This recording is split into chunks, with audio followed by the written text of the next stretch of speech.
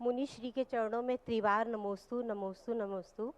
चुल्लक जी के चरणों में इक्षामि। महाराज श्री, मेरा प्रश्न है कि जैसे कि हम लोग पढ़ते हैं मंगलम भगवान वीरो मंगलम कुंद कुंदाचरो जैन धर्मस्तु, तो कुंद कुंद आचार्य का क्या स्थान है? क्या वो आचार्यों में श्रेष्ठ है इसलिए उनका हर जगह विवरण या सुनने में आता है और पढ़ते भी हैं हम लोग सब जगह?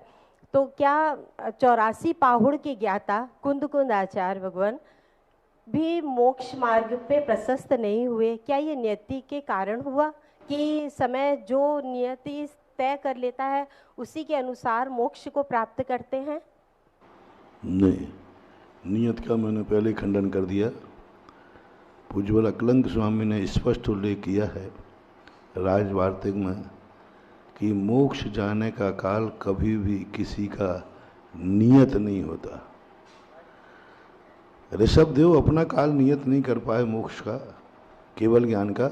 1000 साल पहले दीक्षा लेके बैठ गए। अरे केवल ज्ञान तो उनको 1000 वर्ष बाद होना था। जब केवल ज्ञान की तिथि निश्चित थी, केवल ज्ञान प्राप्त करने के लिए ही मुनि बनना पड़ता है।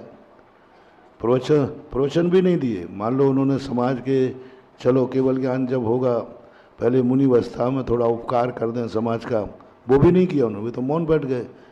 जंगल में जाकर ध्यान करना 1 साल तक व्यर्थ में करना। केवल ज्ञान की तारीख तो निश्चित है और समय भी निश्चित है। दोपहर में उनको केवल ज्ञान हुआ। 1000 वर्ष तक और शांति से घर में बैठते, खाते पीते आराम से, और दोपहर में केवल ज्ञान होता तो सुबह और नाश्ता पानी कर लेते। अपन तो सीधी सीधी बात है, जो काम में नियत है उस काम में पहले से परेशान होने की, उधर माता पिता को रुलाते फिरे, इधर सारा अयोध्या रोती फिरी। अरे 1 साल और शांति से बैठ जाते 1000 वर्ष, और दोपहर में केवल ज्ञान होना था 1 बजे के लगभग, 12 बजे दीक्षा ले लेते। सुबह बढ़िया नाश्ता वास्ता कर सबसे नहीं। ऋषभदेव तीर्थंकर को भी केवल ज्ञान का थी निश्चित नहीं थी। गर्भ कल्याणक निश्चित था, जन्म कल्याणक निश्चित था, लेकिन दीक्षा तिथि और मोक्ष कल्याणक निश्चित नहीं था। कोई निश्चित नहीं था। किस दिन दीक्षा लेंगे किसी को दुनिया में पता नहीं था। प्रमाण यह है कि यदि भगवान के केवल दीक्षा का स्थान निश्चित था तो फिर सौधर्म इंद्र को नीलांजना क्यों बुलाना पड़ी? वो तो अवधि ज्ञान से जान लेता। शिवमंद्र भगवान से पूछ लेता, वो कहते तू निश्चित है इस तारीख में इस दिन भगवान को दीक्षा लेना है, उनकी दीक्षा की तारीख निश्चित है, नीलांजना लाने की जरूरत ही, क्योंकि नियत तो टलता नहीं, नीलांजना लाने की जरूरत ही नहीं। नीलांजना लाना बता रहा है।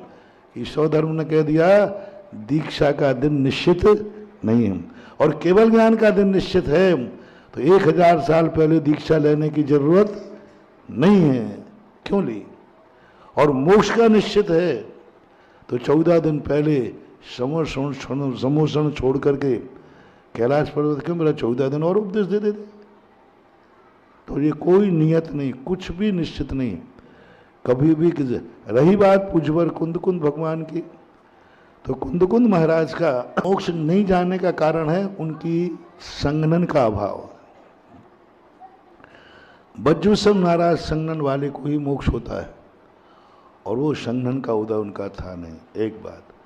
दूसरी बात, उनकी आमना ऐसी चली है क्योंकि महावीर स्वामी के बाद उन्होंने एक ऐसे सिद्धांत बनाए जैन दर्शन के, अहिंसक आध्यात्मिक ऐसे सिद्धांत बनाए जिन सिद्धांतों पर जैन दर्शन की सुरक्षा पूर्णतः साबित होती है।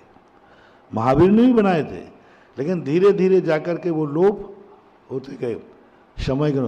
कुंद कुंद स्वामी ने ऐसी सब व्यवस्थाएं बनाई, धर्म की, मंदिर की, प्रतिष्ठा की, साधु संतों की उन्होंने आचार संहिता बनाई। सबसे पहले यदि किसी ने मुनियों की आचार संहिता लिखी है तो पूज्यवर कुंद कुंद महाराज ने सबसे पहले श्रावकाचारों में श्रावकाचार के सूत्र बनाए पूज्यवर कुंद कुंद देव ने। आचरण पूर्व में धर्षण भूतवन पशुदंत महाराज ने आचरण पर कोई ग्रंथ नहीं लिखे, उन्होंने सिद्धांत बनाया।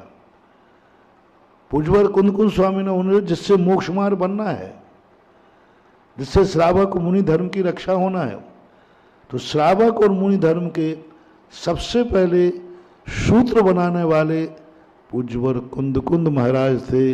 इसलिए उनको कुंद कुंद मूल आमना कहते हैं और आज भी हम उनकी आमना का कह करके गर्व करते हैं कि हमारी कुंद कुंद मूल आमना है। ऐसा